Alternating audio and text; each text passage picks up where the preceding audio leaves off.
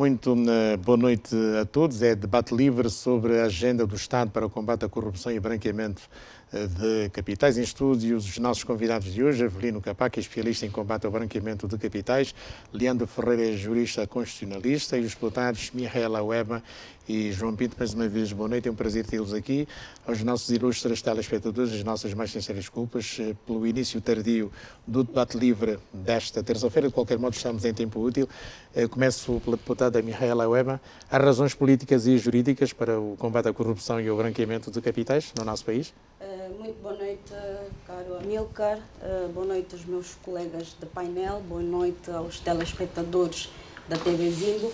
Aproveito esta oportunidade para endereçar as minhas condolências à família da jovem Marcelina Joaquim, que faleceu no dia 24, vítima de uma bala mortal da Polícia Nacional na manifestação da sociedade civil e que foi a enterrar hoje no cemitério de Viana.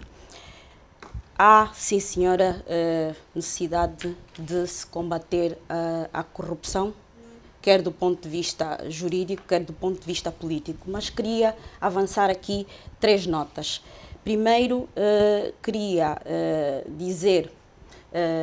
trazer uma frase que foi esta semana viral nas redes sociais, da Ministra da Justiça de Portugal, que dizia que um programa de combate à corrupção que não quer discutir o enriquecimento ilícito está condenado a ser o elenco de boas intenções sem qualquer tipo de resultado prático. Francisca Van Dunen, Ministra da Justiça de Portugal, angolana, nascida em Angola, naturalizada portuguesa, fez essas declarações e as quais eu concordo. A segunda nota que eu queria dar tem que ver com o facto de que Angola sempre teve legislação de combate à corrupção, desde o Código Penal, a Lei dos Crimes Económicos, a Lei das Infrações contra a Economia, a Lei dos Crimes contra a Economia, a lei que institucionalizava a alta autoridade contra a corrupção, a Lei da Probidade Pública e, muito recentemente, a lei relativa ao branqueamento de capitais. Portanto, nunca houve lacuna ou vazio legal relativamente ao combate à corrupção. Por último, a terceira nota: o combate à corrupção em muitos países inicia com denúncias, sobretudo da comunicação social, da sociedade civil, de partidos políticos, grupos de pressão. Isto em Angola é quase raro, e lembro-me de uma denúncia que foi feita em que era presidente José Eduardo Santos, em que a Procuradoria-Geral da República arquivou o processo alegando que tinha falta de competência para investigar, atenção, não indiciar, investigar o Presidente da República. E na altura nós perguntávamos se a Procuradoria-Geral da República não pode investigar o Presidente da República, então quem tem competência para investigar o Presidente da República? Dr. João Pinto, quem tem competências para investigar o Presidente da República? O nosso sistema constitucional, o tema do debate não é este, não é? É evidente que não. É a agenda do Estado para o combate à corrupção e ao branqueamento de capitais. Bom, primeiro dizer que a Constituição de 2010 vem consagrar um conjunto de princípios, e entre eles o princípio da probidade, e nas relações internacionais, no artigo 12º, também o combate à corrupção, o tráfico de pessoa, ou narcotráfico, e todo tipo de crimes que sejam considerados repugnáveis hoje. A corrupção, o problema da corrupção é um problema que deve ser visto numa perspectiva histórica também, ou seja, a constituição das elites, as ideologias e o problema da propriedade. O caso de Angola, o período que vai de 75 a 91, partido único, propriedade, os bens pertencem ao Estado, e a abertura democrática ou economia de mercado ou open market, que vem criar o debate sobre a propriedade. Discutir sobre a propriedade, sobretudo sobre a corrupção, o branqueamento de capitais, é uma discussão que, por pressão internacional e para garantir maior confiança, o programa do governo do MPLA 2017-2020 e 2022 veio consagrar o combate à corrupção e o branqueamento de capitais como um dos objetivos que o MPLA tem para garantir maior confiança, até porque a nível internacional criou-se uma imagem muito negativa do país. Sobre a questão que coloca, o nosso sistema constitucional prevê a possibilidade do Presidente da República, quando for acusado pelo Parlamento, no caso dos crimes de responsabilidade, aí, havendo a destituição, apresenta-se uma resolução, na resolução faz-se uma acusação que, aprovada por maioria de 2/3, é levada para o julgamento. O Procurador-Geral da República dizer que o Procurador-Geral da República pode investigar o Presidente, a Constituição não dá esta pista.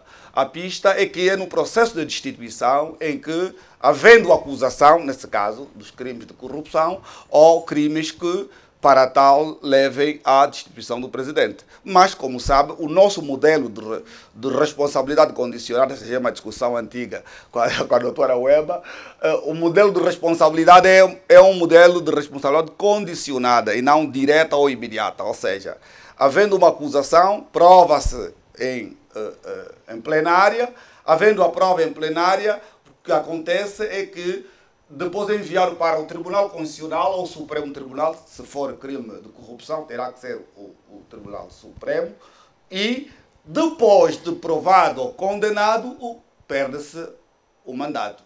Este é que é o modelo angolano. Quanto ao Ministério Público, o Ministério Público, é claro que tem competências para ser o titular da ação penal, mas tratando-se da figura do Presidente da República, no nosso modelo constitucional, essa é uma discussão que os constitucionalistas têm tido, a questão que se coloca é se o Ministério Público pode investigar o Presidente. A Constituição nos diz que, havendo qualquer crime ou suspeita de crime de corrupção, no artigo 127º, é o Parlamento que, por iniciativa de 1/3 dos deputados que toma a iniciativa e discutida, aprovada por maioria de 2/3, só assim é que é enviado ao tribunal. Ora, a lei, quer a lei da probidade, quer as leis existentes, em relação ao Presidente da República, não fazem essa referência. Mas tem a ver com o Estatuto do Presidente, o facto de ser eleito, o facto de ser magistrado supremo. O nosso modelo constitucional não consagra a responsabilidade criminal direta, mas condicionada, ou seja, o plenário delibera e depois o Tribunal Supremo, se tratarem-se de crime de corrupção. Obrigado, Dr. Leandro Ferreira. Estão fundamentadas em razões para que hajam, neste momento, combate cerrado ao branqueamento de capitais e também o próprio combate à corrupção no nosso país. A corrupção e a impunidade também. Pronto, que está ligado a isso. Pronto. Boa noite, Amilcar, boa noite aos seus colegas de painel e as famílias angolanas. Antes de responder a isso diretamente, eu só fazer uma nota aqui, que estava há pouco a dizer o Dr. João Pinto. Talvez seja importante aditar, portanto, com tudo corroboro, com tudo que diz, na verdade, a questão relativa ao Presidente da República resulta exatamente do facto de ele ter uma imunidade especial em instalação de processos de crime enquanto está em funções. E depois continua essa imunidade, mesmo depois de continuar os cinco anos seguintes, e por essa razão, pronto, não cabe diretamente ao Ministério Público desenvolver uma atividade contra o Presidente da República, porque essa é uma competência que está definida como uma imunidade. Há várias formas de imunidades e uma delas está definida pelo Presidente da República, uma imunidade ao início ou à iniciativa de instalação do processo de crime. O que era certo, pronto, e essa é uma questão que depois os senhores deputados podem melhor desenvolver, é que a busca desta informação que pode levar a crimes de responsabilidade do Presidente da República, isso devia fazer-se no domínio da atividade parlamentar, as informações que o Parlamento pode conseguir obter pelos atos vários de fiscalização do desempenho executivo no 162 da Constituição, com o sentido e alcance que está definido pelo Tribunal Constitucional. Mas pronto, isso é só para fazer uma nota adicional, subscrevendo exatamente o que diz o Dr. João Pinto sobre esta matéria. Agora, em relação ao combate à corrupção, pronto, há obviamente razões políticas, há razões jurídicas que justificam o movimento que está agora a ser desenvolvido quanto ao esbatimento da corrupção, ao combate à corrupção, à impunidade, sobretudo por eles constituírem um problema real da nossa sociedade.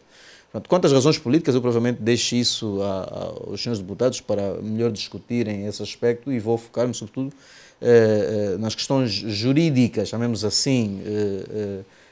Pronto, apesar de nem sempre ser fácil neste domínio separar o que é político do que é efetivamente jurídico. Mas dizer que a corrupção, eu penso que um dos grandes defeitos que o discurso público geral, incluindo o técnico, sobre esta matéria, tem um dos grandes problemas que tem enfrentado exatamente na qualificação sobre o que corresponde exatamente a essa questão da corrupção. O que é que ela representa? E numa sociedade como a nossa, que está cotada pelo menos nos 10 países mais corruptos a nível do mundo, portanto, o que é que isso significa para o nosso país? Países mais exatamente, do mundo. Exato. A questão é que ela, portanto, é tratada tão somente com um simples evento ou com um simples fenómeno, quando, na minha opinião, ela é efetivamente não só um sistema, como é um problema sistemático a nível da sociedade no seu geral. E por esse motivo há que definir, portanto, ela não propriamente como um evento isolado, ou um evento que é localizado em todas as estruturas do Estado, mas corresponde a um processo de relações humanas desenvolvidas em várias estruturas dos organismos públicos, essencialmente os organismos públicos, mas chega também até o setor privado, onde se fomentam relações de clientelismo, de promiscuidade, de conflitos de interesses, de tráficos de influências, e ao ponto de podermos dizer que este processo de simples recessão de dividendos com base na prestação de serviços públicos ser uma parte muito reduzida para aquilo que é efetivamente o problema a combater na sociedade angolana. E ela tornou-se um câncer, portanto, no nosso sistema, porque a corrupção não é um problema dos últimos 10 anos. Portanto, já mesmo nos primeiros anos da Angola independente, portanto, já havia, por exemplo, na altura em que ainda havia uma forte relação entre Angola e a União Soviética, portanto, nesta altura ainda inicial do sistema angolano, já havia algumas acusações internacionais a nível mesmo do sistema europeu e quando muito até mesmo da imprensa soviética sobre isso, sobre haver corrupção efetiva e clientelismo desenvolvido a nível das estruturas governativas do país. Há depois relatos nos anos 90, vários sobre isso, há retratos da Human Rights Watch, por exemplo, de corrupção significativa nos anos de 98, 99, 2000, depois mais recentemente nos anos de 2007 a 2010, portanto, onde se apontavam somas avultadas do território nacional que acabavam por sair. Portanto, o Presidente da República Dias fez a menção de terem desaparecido do território nacional a volta de 24 mil milhões ou 25 mil milhões de dólares do erário público, quando já nesta altura, por exemplo, em 2007, 2010, a Human Rights Watch reportava que só na Sonangol, quando estamos a falar só na Sonangol, já se apontava um prejuízo, um desaparecimento efetivo de 25 mil milhões de euros. Portanto, isso dá mais ou menos 28, 30 mais ou menos de dólares nesse período. E pronto. E estamos a falar só da Sonangol. É claro que a Sonangol é o principal monstro de todo um problema de corrupção no país, mas se formos depois ver os vários setores, aquilo que eu dizia, portanto, a compreensão da corrupção como um sistema que se institui e não como um evento que ocorre no domínio de uma empresa pública, mas como um sistema e uma atividade que se desenvolve em todas as estruturas do Estado, que assume todas as bases e suportes dos organismos públicos em todas as suas dimensões. Portanto, aí perceberemos claramente que há que combater a corrupção em todas as suas latitudes, até porque o país, depois, pelo menos nos últimos 7, 8 anos, começou a sofrer as consequências da não adoção de reformas profundas no que toca à matéria da corrupção.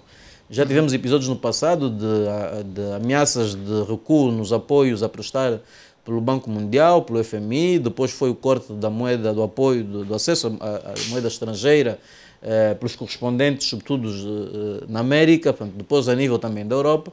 Esse conjunto de eventos foi ainda mais apertando a situação económica do país, vêm as crises económicas, vem agora a situação do Covid e pronto, o combate à corrupção, mais do que toda uma movimentação política que está por trás do que o país foi experimentando nesses últimos anos, ela se impõe também hoje como um problema, efetivamente, do ponto de vista jurídico, portanto, ao ponto de, portanto, se quiser consolidar o Estado de Direito, portanto, essas organizações falaram muitas vezes sobre a necessidade de consolidação do Estado de Direito e democracia. Se quiser consolidar, ela passa necessariamente pela aplicação de uma lei igual para todos, de uma lei justa e de um sistema de justiça funcional, onde possa haver correspondência entre aquilo que a Constituição e as leis dizem e a justiça que se faz nos tribunais. Portanto, podemos dizer que, portanto, o Estado de Direito existe, a justiça se realiza e aí, claramente, portanto, justificam-se as razões jurídicas para a igualdade de direitos que a Constituição fala. Não é? Obrigado. Avelino Capac, especialista em combate ao branqueamento de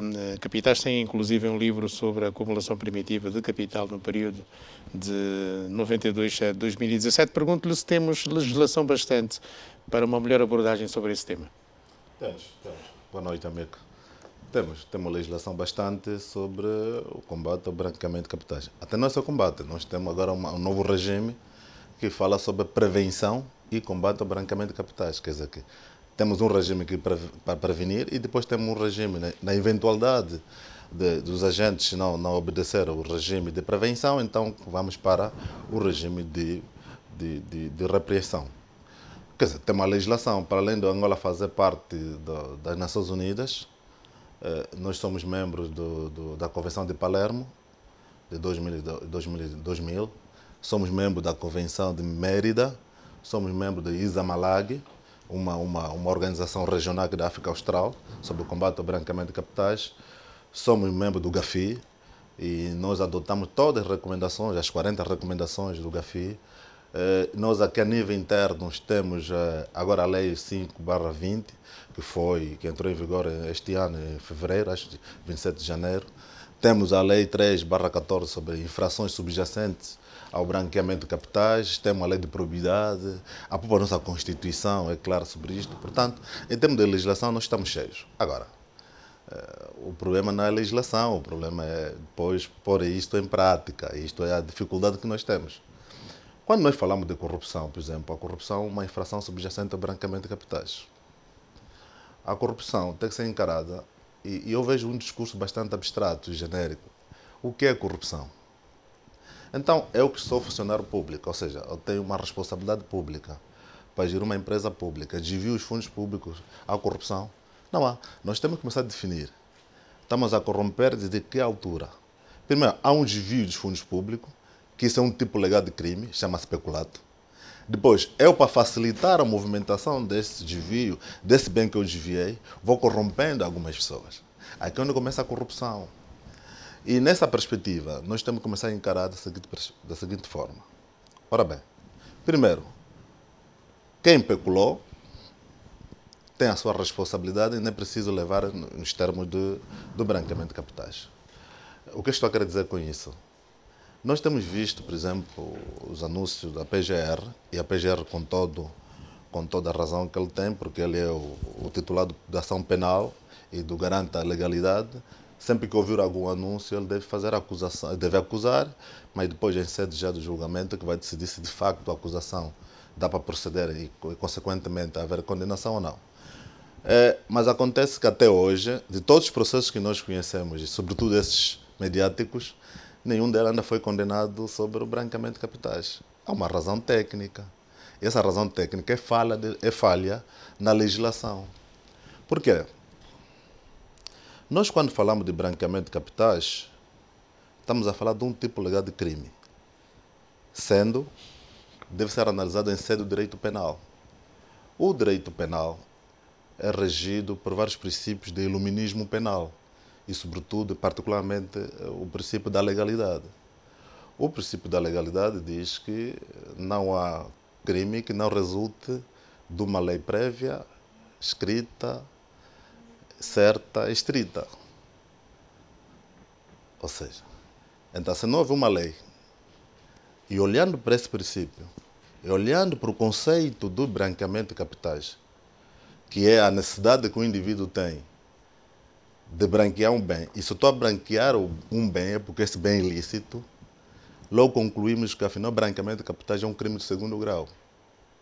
Sendo do segundo grau branqueamento de capitais, significa que tem de existir necessariamente um crime do primeiro grau, que o GAFI e a nossa legislação aqui também adotou, que chamamos de infrações subjacentes ao branqueamento de capitais. Só é condenado alguém por branqueamento de capitais se o crime precedente, que é do primeiro grau, também estiver tipificado, com base nesse princípio da legalidade, como um crime subjacente ao branqueamento de capitais. Ora bem, a afirmação que eu fiz, que estes processos todos, ninguém ainda foi condenado, e provavelmente ninguém será condenado, salvo a questão do São Vicente, depois explico o porquê mais adiante, mas ninguém será condenado pelo facto de que a base dos crimes de todos os casos mediáticos é o peculato. E o peculato não é uma infração subjacente ao branqueamento de capitais. Deixa-me ouvir a doutora. Por que razão que o peculato não foi posto como uma infração subjacente ao branqueamento de capitais? Falha legislativa, só pode ser. Opção legislativa, aliás. É uma falha ou uma opção da nossa legislação, doutora Webb? É assim, eu penso que nós temos um grave problema em Angola, que é o seguinte. Temos as leis. As nossas leis, boas ou más, não são cumpridas. Temos os titulares de cargos públicos, temos os titulares de cargos políticos que, por via da lei da probidade pública, são obrigados a prestar uma declaração de bens no início da sua atividade e o indivíduo até pode entregar uma declaração em branco, porque aquilo vai no envelope lacrado e entrega à Procuradoria-Geral da República, que só pode abrir em caso de ele ser investigado por crime, por qualquer crime de corrupção, desde o peculato, prevaricação, branqueamento de capitais, etc. Se nunca for investigado, nunca a Procuradoria-Geral da República poderá abrir a sua declaração de bens. É verdade que, de 2 em 2 anos, ele tem que atualizar a sua declaração de bens, mas ele declara aquilo que ele quiser. E o mais grave é que nós não nos preocupamos com o enriquecimento ilícito e os sinais exteriores de riqueza dos servidores públicos angolanos. Foi assim no passado e continua a ser assim atualmente. Portanto, há denúncias, a PGR tem tentado fazer o seu trabalho, vai fazendo, na minha perspectiva, de modo seletivo, escolhe alguns antigos gestores públicos, outros não, uns são protegidos e outros não, e assim vamos. Porque temos conhecimento de todos os casos de corrupção, de peculato, de violação até de direitos humanos por causa de negócios ilícitos, por exemplo, nas lundas de dragas dos generais, etc. Isso nunca foi investigado pela Procuradoria-Geral da República. Por que razão? Por que razão, Dr. João Pinto? Papel da Procuradoria-Geral da República. Não, eu acho que não podemos equivocar-nos nem nos perdermos nas questões de natureza doutrinárias que podem, ou académicas. Eu acho que em Angola há legislação sobre qualquer um destes crimes. E o Tribunal conhece o direito. O Ministério Público, como titular da ação penal, tendo em conta os fatos, tem conhecimento, faz a acusação, investiga e faz a acusação, e o Tribunal, se é tratar-se de branqueamento do capital ou tratar-se de peculato, as sanções existem. Agora, a qualificação técnica que o colega do painel nos traz, isso é um problema doutrinário, um problema que os juízes, claramente, que não havendo nenhuma lei, não podem aplicar uma certa medida. Mas, cuidado, há aqui um conjunto de, como se diz, no ordenamento jurídico nacional, ou por via do branqueamento do capital, ou por via da lei da probidade, ou do Código Penal, e o atual Código Penal foi profundamente, e a deputada Mihaela Weber envolveu-se, batemos-nos para que essa questão, a clareza dos conceitos resultantes das tecnologias, e para não esquecermos as convenções internacionais que o Estado está vinculado. Não é por aí. Eu acho que essa questão que o colega do painel trouxe é uma questão que vamos analisar com muito cuidado, mas no atual Código Penal essa questão não se coloca. Por quê? Porque está clarificada. O que nós temos que procurar saber é se o ordenamento tem tido, sobretudo aqui através do gabinete da inteligência financeira ou da informação financeira que nós temos, se consegue seguir os rastros, as informações de toda a movimentação suspeita e prevenir. Eu acho que essa é a questão de fundo. Até 2013 nós não tínhamos, atualmente nós temos. É verdade Mas que... pelo que diz o Dr. Capaco, portanto, nós estamos e somos membros de várias organizações internacionais. Sim. Na área Toda a alteração da legislação normalmente é precedida de um parecer. E quase sempre, no caso do Banco Nacional de Angola, a Assembleia Nacional, por via dos órgãos competentes, obtém as informações, ou o Executivo, quando toma as iniciativas, assim o faz. Agora, coloca aqui uma questão que vamos analisar com muito cuidado, mas o atual Código Penal é um Código Penal que, não sei se já analisou o atual Código Penal, e a legislação aprovada em 2020 clarificaram algumas questões. Não sou especialista em branqueamento de capitais, nem em direito penal, mas como professor de direito constitucional, as garantias e a responsabilização, as questões de natureza de abuso do poder ou improbidade, em Angola hoje não se pode dizer que, e como também disse a deputada Mihaela Weber, já a partir da lei 22/90, que é a lei dos crimes dos titulares de cargos políticos. Agora, esta matéria de branqueamento de capital é muito específica, tem características muito sui generis e, havendo uma falha, acredito que corrige-se, não é por aí. Dr. Leandro. Acho que posso responder. Não? Primeiro, para dizer o seguinte, o branqueamento de capitais não se encontra no Código Penal. É uma lei penal avulsa. Depois, é preciso nós encararmos a questão do branqueamento de capitais numa perspectiva internacional.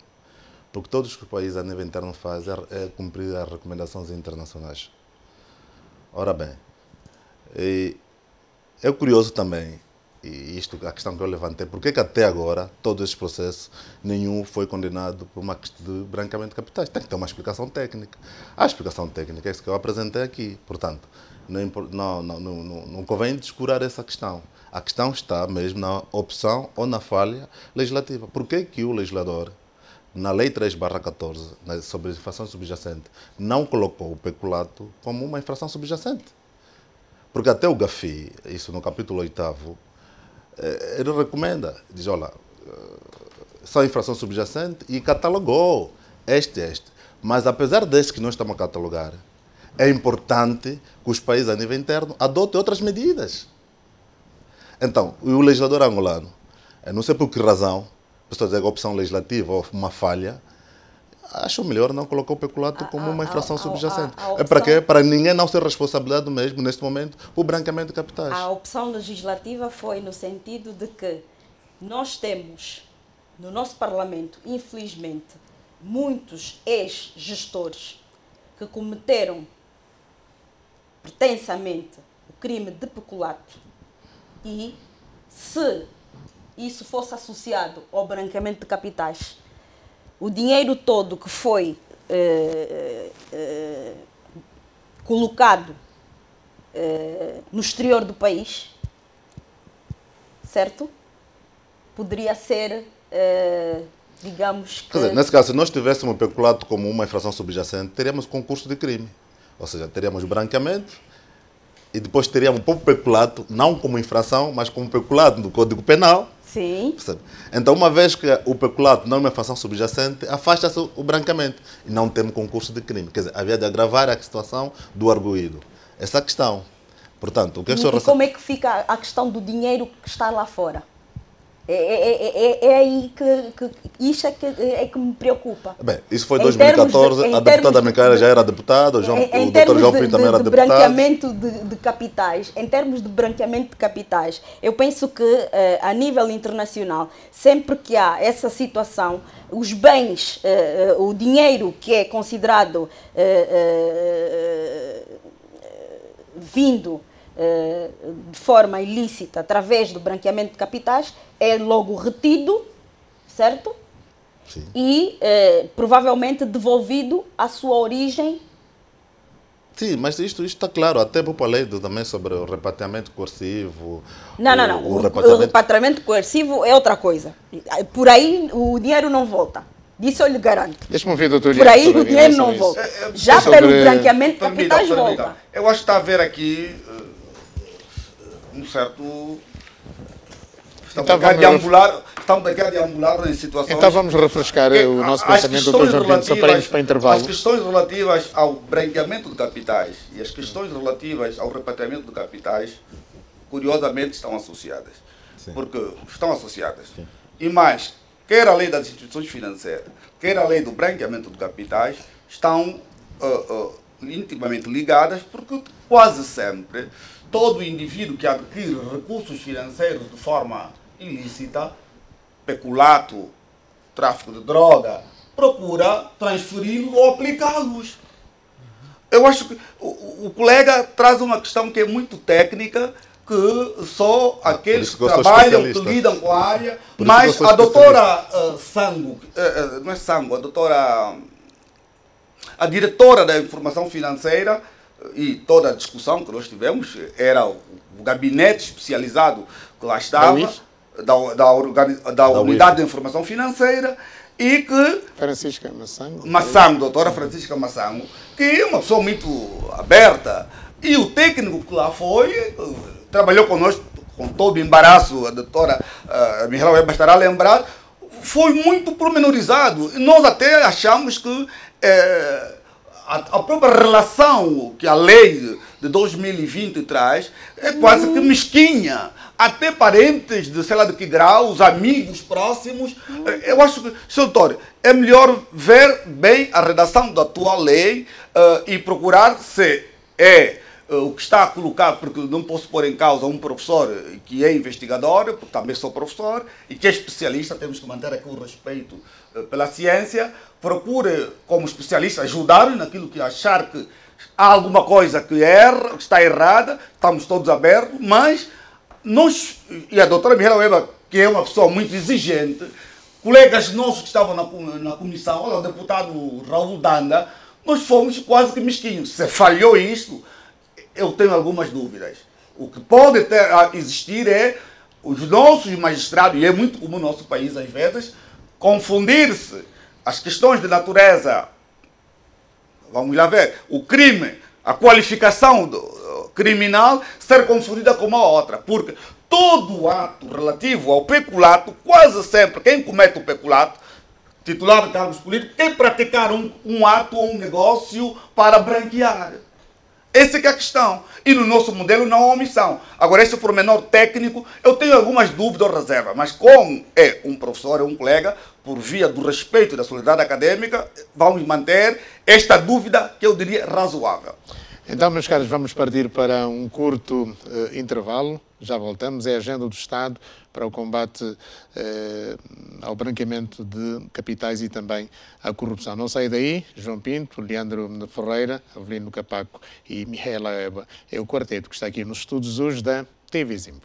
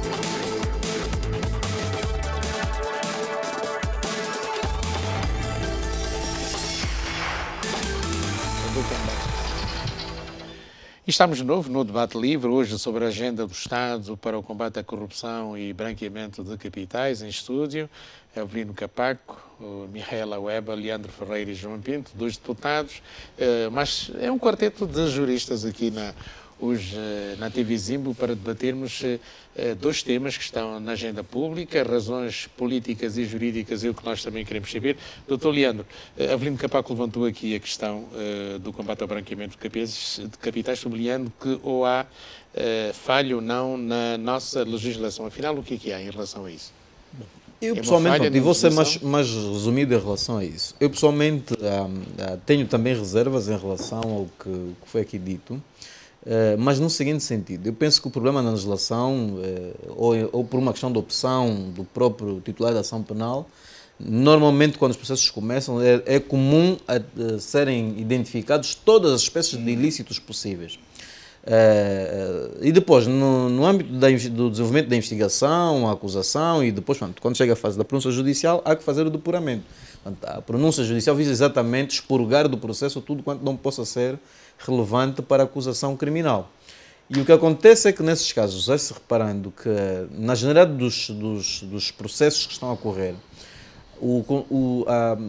os eventos que são descritos nos processos como suscetíveis de acusar antigos gestores públicos de terem cometido crimes de dilapidação do erário público são atos praticados em período bastante antiquado. E a legislação do branqueamento de capitais é muito recente. E ainda pior pelas suas reformas permanentes, pelo menos a penalização, a criminalização, as medidas diretas, embora a lei tenha sido aprovada já em 2010, 2011, mas a criminalização das medidas subjacentes só ocorreram de facto em 2014. Depois ainda esta alteração que ocorreu agora recentemente, mas esses diplomas não podem ser aplicados por força daquilo que disse o Dr. Capaco, porque é o problema da aplicação da lei penal no tempo. Que é uma garantia criminal estabelecida na Constituição que não pode ser contornada. E então, na prática, o que acontece, é essa a minha experiência, pelo menos, do trabalho em processos criminais, é que, na generalidade dos casos, quando esses tipos de ilícitos caem, só resta ao Ministério Público, em primeiro lugar, ou ao Tribunal, portanto, ir por aqueles que estão previstos no Código Penal, portanto, desde que não estejam afastados da cobertura da prescrição. Portanto, e então, é mais sólida uma acusação criminal baseada nos tipos previstos no Código Penal do que se usarmos, portanto, essas soluções. A ditar isso é também o problema da difícil demonstração dos ilícitos do branqueamento de capital. Portanto, isso parece simples de dizer no discurso público, mas num processo de forma direta de descrever até onde é que vai, por exemplo, o engenho, até onde é que se pode dizer que um evento corresponde a um engenho empresarial de uma pessoa, por exemplo, e quando é que efetivamente corresponde a atos em que fez gestão direta e teve benefícios e usou, ou pelo menos transformou património público para ganhar vantagens próprias, para daí retirar benefícios diretos ou indiretos. Portanto, quer isso, quer até esconder por meios ilegais, portanto, aquilo que seriam os benefícios obtidos a nível do Estado. É difícil. Aliás, a experiência internacional sobre essa matéria em Angola não é diferente sobre essa questão, é de que, em geral, portanto, as políticas sobre o combate à corrupção ou o branqueamento de capitais, normalmente, se não forem devidamente legisladas, elas acabam por ter resultados negativos, porque acabam por não darem nada. Sobretudo porque não se consegue facilmente ir por essa solução, conseguir arrecadar os valores. Há pouco estávamos aqui a conversar isso no intervalo, porque a legislação que foi criada pela Assembleia Nacional, com muita bondade que tem relativa ao repatriamento de capitais, mas ela depois, a nível prático, depois tem dificuldade da sua implementação. Não só pela legislação em si, com problemas regulamentares e depois o próprio enquadramento disto na política pública definida para o combate à corrupção e repatriamento de capitais. Portanto, esta dificuldade de enquadramento provocou que muitos as expectativas que se tinham inicialmente não tenham sido efetivamente alcançadas.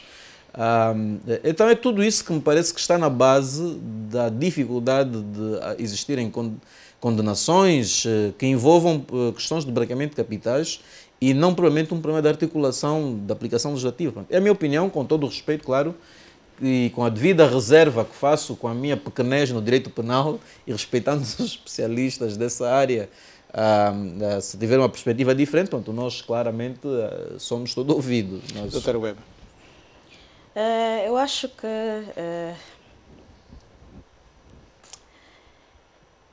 Ou está a jogar a defesa?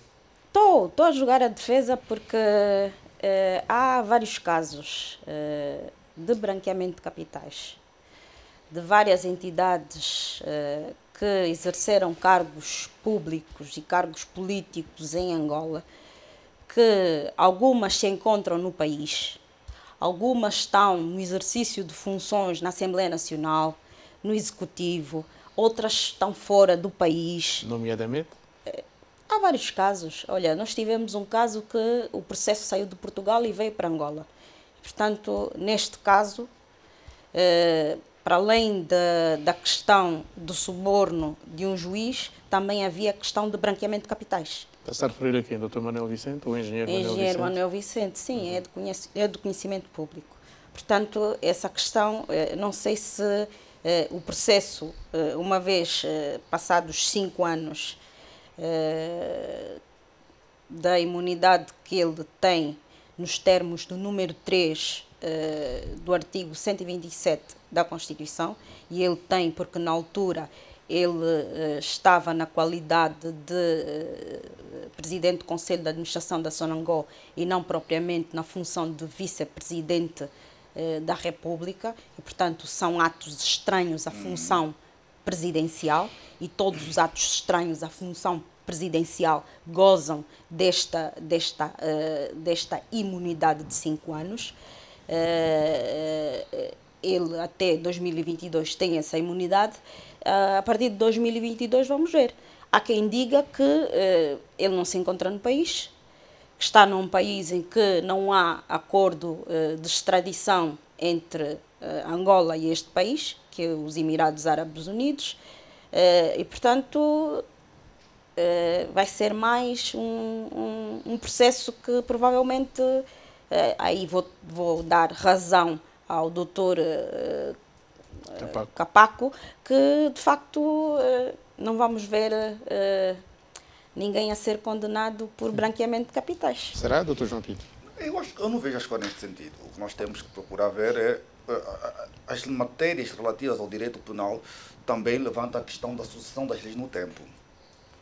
E a questão do branqueamento do capital, a questão do peculato, o peculato, sobretudo aqueles que exerceram funções públicas e praticaram ou abusaram ou utilizaram os recursos financeiros para fins não previstos pela lei, ou desviando aquilo que é do erário público, do ponto de vista criminal, isto está garantido. Ou seja, havendo prova, porque devemos partir sempre do princípio, dos princípios constitucionais ou das garantias constitucionais da presunção da inocência. Nós não podemos vir aqui com afirmações perentórias de que temos certeza do que estamos a dizer. O que nós podemos fazer Foi o Presidente da República que disse que foram, no mínimo, 24 mil milhões que foram desviados do erário. O que nós temos que fazer é deixar que os órgãos competentes exerçam a sua função, porque, quer como jurista, advogado ou professores de direito, temos o dever de respeitar esses princípios constitucionais.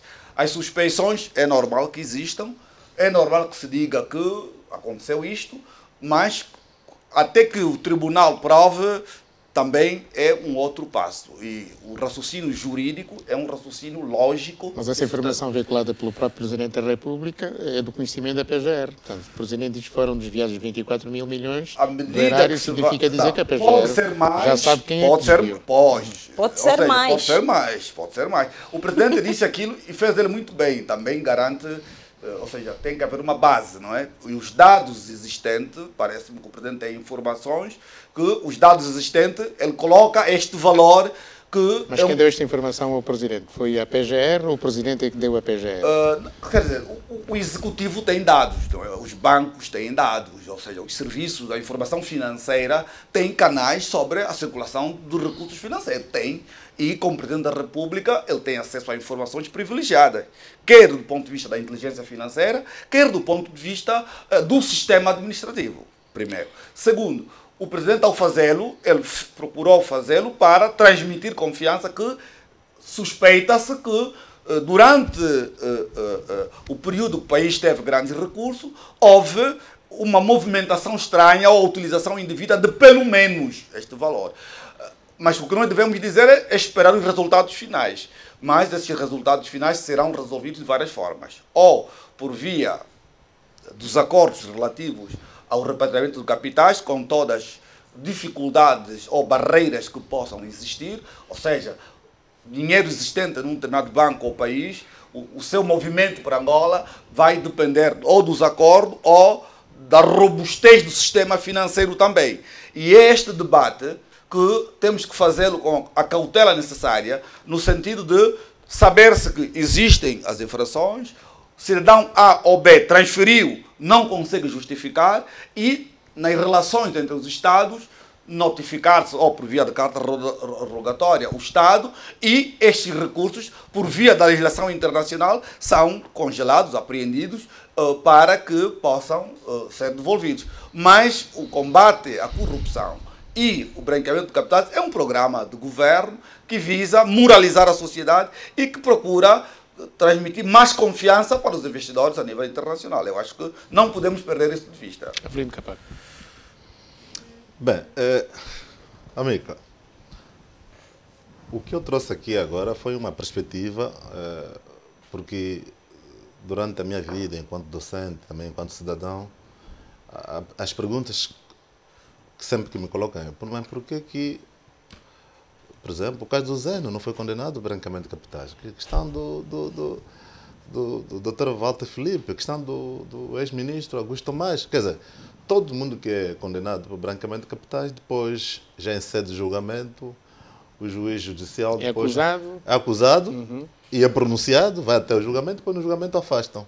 Tem que ter uma explicação. E nós, enquanto especialistas em combate ao branqueamento de capitais, nós fomos ver na lei, por isso que eu chamei aqui a atenção que o branqueamento de capitais é um crime de segundo grau. Se é de segundo grau, porque tem outro que é de primeiro grau, e este de primeiro grau tem que estar tipificado como uma infração subjacente ao branqueamento de capitais.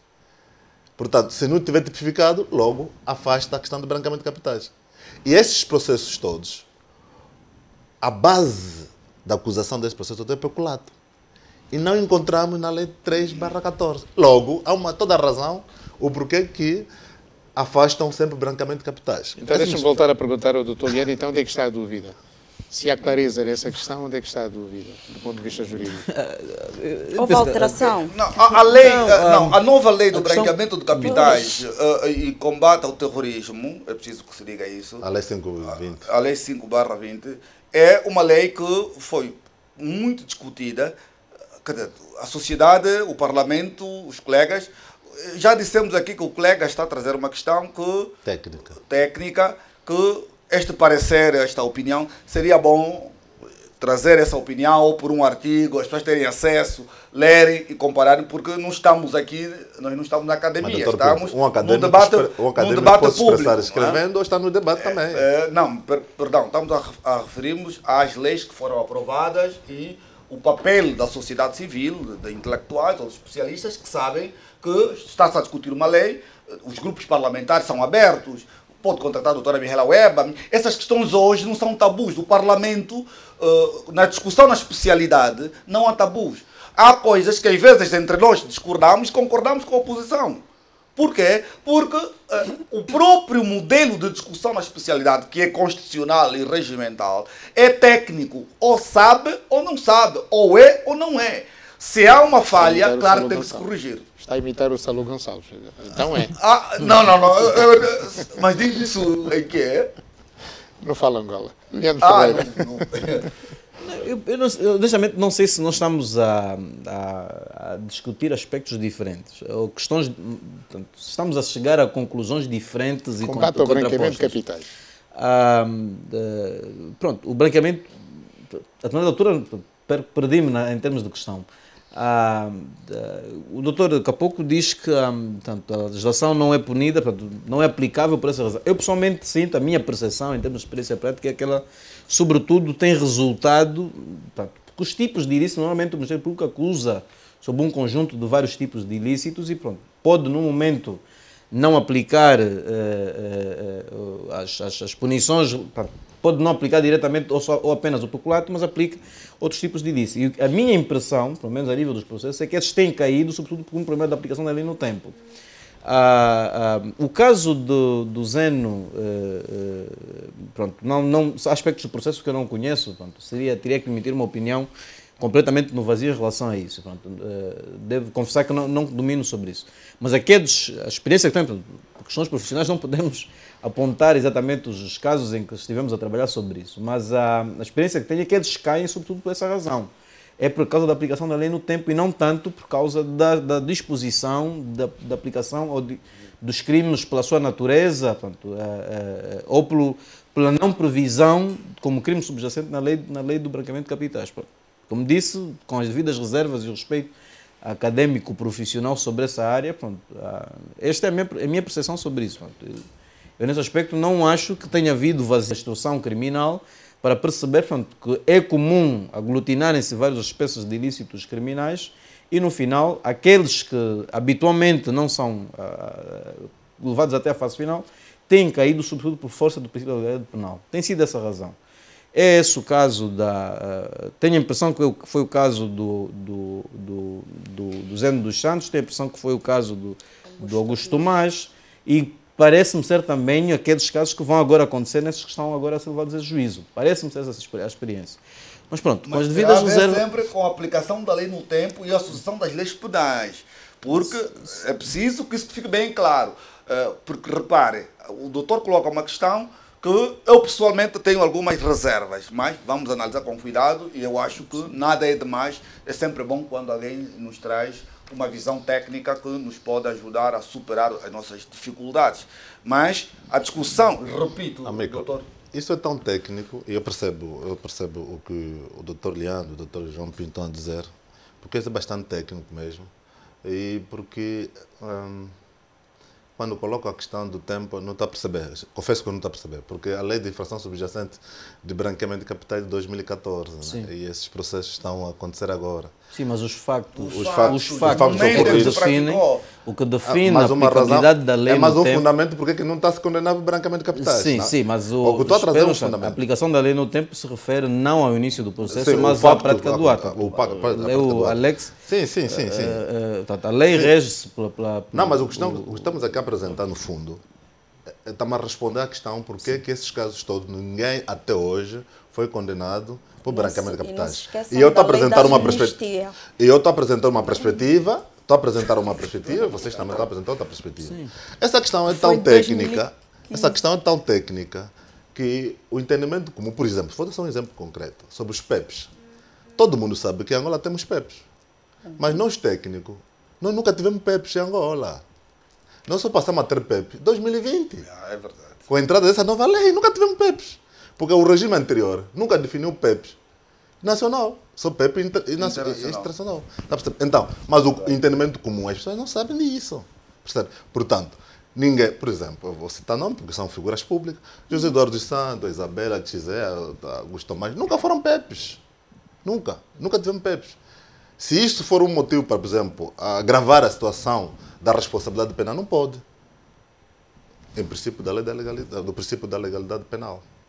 Já, doutora Ueva. Pois, por isso é que nós tivemos um acórdão do Tribunal Supremo a dizer que a indicação da engenheira Isabel dos Santos para a PCA da Sonangol pelo pai era perfeitamente normal.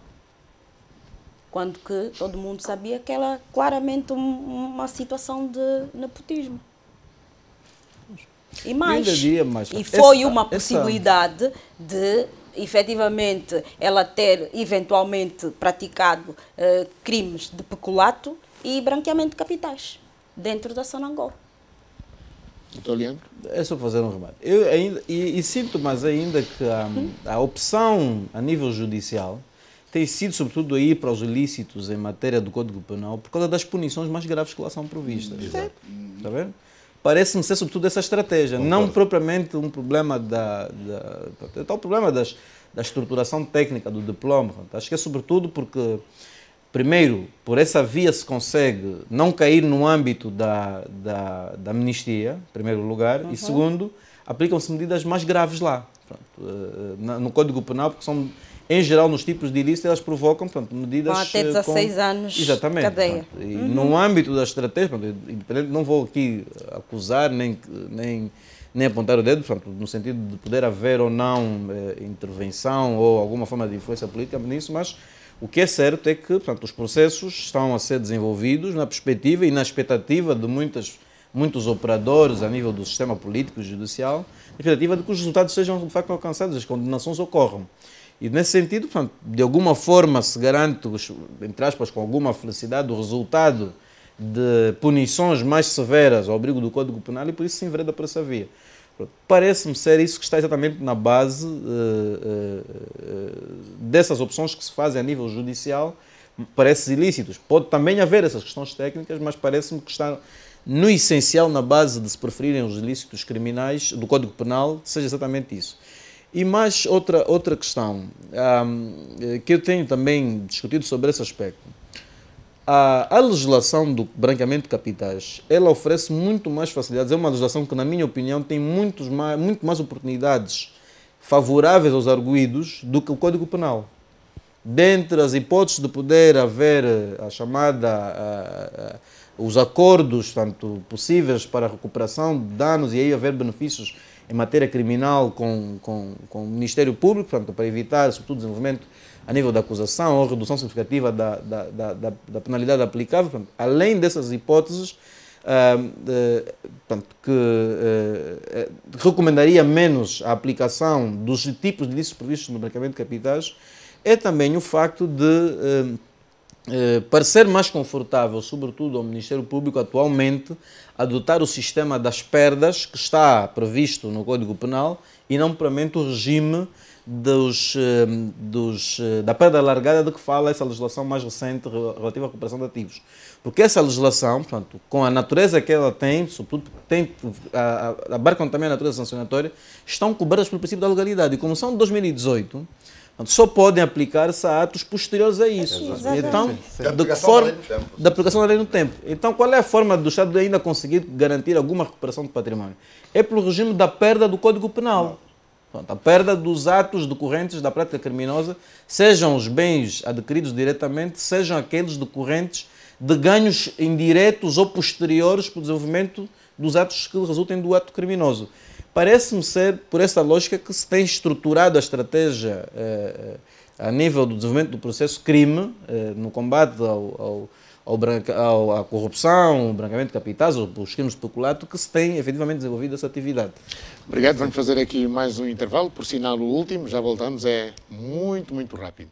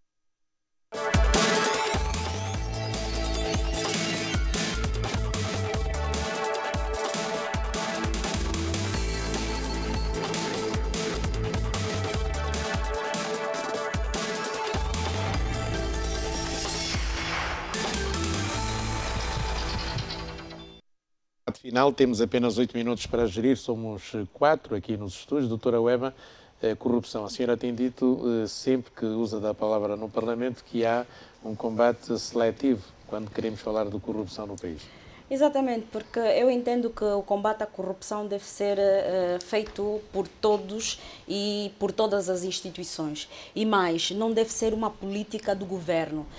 Deve ser encarado como algo genuíno do poder judicial. Deve ser o poder judicial de forma imparcial, de forma independente, de forma genuína a querer efetivamente fazer um combate à corrupção. Por outro lado, há outras instituições que também podem ajudar no combate à corrupção. E falo particularmente do Parlamento. Nós, enquanto grupo parlamentar, já pedimos várias comissões parlamentares de inquérito.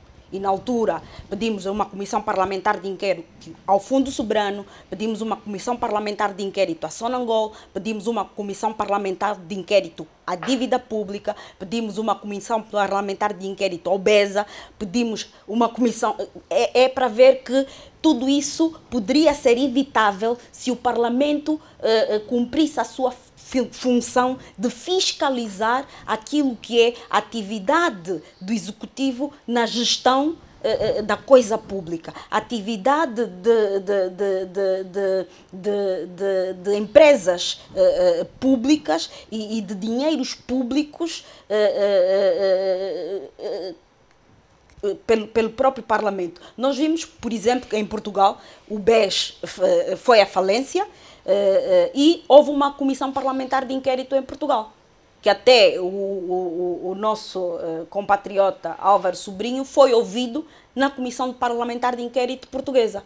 Mas aqui, o BESA, não sei se foi à falência, se não, há quem diga que não foi à falência, que o Estado angolano, através da Sonangol e do Banco Nacional, transformaram aquilo no Banco Econômico, houve capitalização e portanto, surgiu um novo banco, mas, entretanto, as pessoas que foram pedir empréstimos ao Banco BESA e que ficaram devedores e que não pagaram esses empréstimos, também os conhecemos. Da mesma forma que foram os mesmos que faliram a CAP e que tiveram também a fazer a mesma coisa com o BPC. Portanto, são sempre as mesmas pessoas, as conhecemos, têm cargos públicos, têm cargos políticos e, portanto, o Parlamento também tem essa função de fiscalizar o comportamento dos titulares de cargos públicos, o comportamento dos titulares de cargos políticos, através das comissões parlamentares de inquérito. Obrigado, Dr. João Pinto. É válido esse argumento? É um argumento no âmbito... O Parlamento pode fazer mais? O Parlamento tem feito, por via das contas gerais, por via dos relatórios. É claro que as informações e a responsabilização... As contas gerais do presidente José Eduardo Santos todas passaram. E agora vimos o que é que aconteceu. Como o Estado, por via do autocontrole, ou seja, a Inspeção Geral da Administração do Estado, por via que o Executivo tem, por via do Tribunal de Contas e o próprio Ministério Público, quando suspeitar movimentos estranhos, exteriorização excessiva de riqueza, eu acho que devia-se criar este mecanismo. Quanto às comissões parlamentares de inquérito, é compreensível a questão que a minha colega coloca, mas as CPIs, quer em Portugal, quer em qualquer outro país, não resolvem problemas de corrupção. Podem informar e gerar uma espécie de pedagogia. E se calhar aprendermos, todos nós, no sentido das pessoas submeterem-se aos tais interrogatórios. O que tem acontecido, em grande parte das situações, é que são acusações públicas, suspeições públicas, que depois são levadas ao Parlamento. Mas, deixa que lhe diga, por hoje, a investigação e a atividade do Ministério Público tem contribuído para inibir, para ninguém sentir-se acima da lei. João Pinto, por exemplo, a questão da dívida pública, a ministra das Finanças, na altura ainda secretária de Estado, depois de nós termos solicitado uma CPI à dívida pública, ela veio a público dizer que 25% da dívida pública era falsa. Sim. Portanto, até hoje não nos disseram como é que isso ficou. O que deverá se fazer, essa é uma afirmação que a atual ministra, na altura era secretária de Estado, e o próprio Ministério das Finanças tem criado mecanismos internos de procurar esclarecer isso. E há uma página do Ministério das Finanças que trata disso. Eu acho que todos nós estamos num processo de aprendizagem, assim como disse o colega e o professor Leonardo, que é muitas das situações relativas ao branqueamento de capitais ou à corrupção não é ensinado pelas universidades, os especialistas são escassos e é preciso criar, quer no Ministério Público, quer nos magistrados, quer nos advogados, cursos de pós-graduação ou de especialização, para que também se ajude o Estado, a administração, a consciencializar e a punir exemplarmente, sobretudo por via da Inspeção Geral, mecanismo de sanção administrativa, por via das comissões parlamentares de inquérito, quando se trata de serviços públicos ou administração pública, em que se constata que há aí atos ou comportamentos que violam normas, mas com todo o respeito pelas garantias constitucionais e regimentadas. Acho que estamos todos num processo de aprendizagem, porque até agora, nunca em tão pouco tempo se discutiu tanto sobre corrupção, tantos processos que estamos todos nós também a ficar surpreendidos.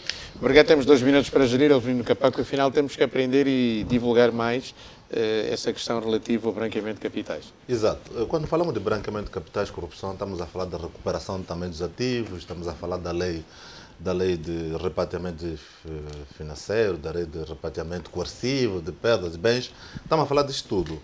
E eu acho que o que os telespectadores estão à espera em casa é dar a nossa eventual solução. Acho que a solução nisto tudo passa por aquilo que se chama de transparência. É preciso que esse combate todo seja transparente. E a transparência eu também quero me referir, por exemplo, nós sabemos que nessa luta de recuperação dos ativos, etc., já se recuperou acho 3 bilhões de dólares ou 5 bilhões. Isso foi do acordo com João-Claude Bastos. Tá bom, mas já se recuperou. Não importa de quem, mas já se recuperou. A grande questão que o cidadão lá em Catão se colocar aqui. Recuperamos 3 bilhões, como é que esses 3 bilhões vão refletir na vida do cidadão? Aqui o termo transparência, na minha opinião, seria: cidadãos, nós recuperamos 3 bilhões de dólares em sede de combate à corrupção, recuperação dos ativos, por força dessas leis todas. Foram para o Fundo Soberano e agora foram para o PIM. Não, entretanto, esses 3 bilhões nós vamos construir, um exemplo, um campo de Fórmula 1. Nesse campo de Fórmula 1 vamos empregar X dos angolanos, X de tempo. Quer dizer, desta forma, estaremos a fazer, a combater e a mostrar transparência, o cidadão até a fiscalizar como que estão a se investir esses dinheiros, esses bens recuperados. Olha o tempo. Repare que sem a condenação do tribunal e a perda dos bens, não é possível usar esses recursos. Aproximadamente 4 bilhões com os bens apreendidos ou os 500 milhões que foram repatriados, em bom sentido, nem podíamos ir por aí, não podem ser canalizados para este ou aquele fim, porque não havendo uma decisão de um tribunal. O que pode haver é transparência, informação, como o Presidente anunciou publicamente. E acredito que, à medida que se vai consolidar, à medida que se vai alargar ou aumentar o bolo, para essa expressão resultante disso, quando haver a transparência, e o que tem sido feito, sobretudo informando a sociedade. Doutor Leandro, para fechar? Um minuto. Pronto. Eu não sou repetitivo em relação ao que já que foi dito, muitas sugestões válidas, eu também as defendo. Pronto, não vou repetir em relação às CPIs, por exemplo, que eu defendo que deve haver uma liberalização, uma suavização do regime para a aprovação das CPIs a nível do Parlamento. Suavização? Sim, pronto. O sistema de aprovação parece... O sistema de aprovação é formal e exigente demais, quando eu defendo que devia ser instituídas as CPIs por simples requerimento, sem necessidade de depender da aprovação, pronto, que pudesse condicionar. Pronto, um requerimento de 10 deputados devia ser suficiente para fazer uma CPI. Mas pronto, eu dava atualmente não é isso, mas eu penso que isso garantiria uma melhor atividade parlamentar para a fiscalização, porque é indispensável. Isso, de facto, também defende que o Parlamento tem uma maior intervenção. Isso passaria por uma reforma constitucional. No Parlamento, isso passaria por uma reforma constitucional, necessariamente. Pronto, mas não necessariamente. Só regimental. Só regimental. Só regimental. Não, digo no sentido da responsabilização. Pronto, passaria também por uma reforma disso, porque o conjunto de atos depois que devem implicar, porque só fazer aquilo que diz o professor pedagógico não serve de nada. Não, porque a Constituição fala das CPIs. Não, espera. Não é isso que eu estou a dizer. O que estou a dizer é que as CPIs, apenas para terem um processo de avaliação sem depois de implicar consequências, é praticamente trabalho inútil. Então, é complementar, rever a Constituição também. Mas eu dei apenas duas contribuições sobre isso, daquilo que me parece ser a política fundamental sobre o combate à corrupção. A primeira tem a ver, sobretudo, com o que me parece ser, nesta altura, com 3 anos corridos, tem que se assumir com coragem a necessidade de fazer um balanço sobre o que foi feito até agora e os resultados que foram alcançados. Exato. Tem havido algum tabu, porque não se quer efetivamente avaliar se a decisão tomada, a estratégia tomada pelo poder político, executivo, partido no poder, deputados que têm a maioria parlamentar, se a estratégia foi a mais adequada para conseguir ter o repatriamento de capitais. Mas, na sua opinião, pode não se avaliar. Há resultados positivos em relação a essas duas matérias? Pessoalmente, acho que não se conseguiu alcançar as expectativas que se tinham no início. E é preciso sentar agora para fazer um balanço, porque não é mal nenhum se nós agora pararmos e melhorarmos a estratégia, ou aditarmos, ou mudarmos a estratégia. Isso é importante que se faça esse balanço nessa altura. Não precisamos esperar pelos 5 anos de mandato terminarem para fazer essa avaliação. É a primeira recomendação que eu faço, que acho que é a altura oportuna para se fazer essa análise. Depois, em segundo lugar, parece-me também ser importante que, ao contrário do que, por exemplo, defendia agora a doutora Weber, eu não acho que esse seja um problema a ser resolvido estritamente pelo Poder Judicial. A corrupção é algo que envolve todo o setor da sociedade. A mim me parece que se tem esperado demais que a questão seja resolvida estritamente pela Justiça. A Justiça que sofre pressão sobre isso e não apresenta resultados, além da lentidão, morosidade que os processos implicam. Não, a Justiça tem que ser imparcial, tem que ser independente e não pode ser pressionada pelo poder político. Aquilo que eu quero nesse dizer sentido é que eu estava a dizer. Esse problema da corrupção é um problema estruturante. seletiva. Envolve não só o poder político, como envolve todo o setor da sociedade. E não se vai conseguir combater a corrupção e o nepotismo ou as práticas incorretas de gestão do erário público se ela se limitar a ser um problema político ou estritamente um problema judicial. É um problema social de toda Angola e todos os setores. Obrigado. Terminou o nosso tempo útil. Debate livre hoje com menos de 30 minutos. Tivemos um jornal de 2 horas com informação de interesse público, informação relevante, daí nós temos entrado em campo aqui no debate livre depois das 22 horas. De qualquer modo, ficou aqui a ideia, os argumentos de razão dos nossos convidados sobre a agenda do Estado para o combate à corrupção e branqueamento de capitais, com Leandro Ferreira, João Pinto, Mihaela Weber e Avelino Capaco. Muito boa noite, já sabem, na próxima terça-feira, um outro tema de interesse público. Até lá os nossos agradecimentos. Esta sexta-feira vamos ter um convidado muito especial, um especial de informação. Toda a informação amanhã no Está na Hora a partir das 7 horas. Bom dia, os nossos agradecimentos mais uma vez e muito obrigado pela audiência.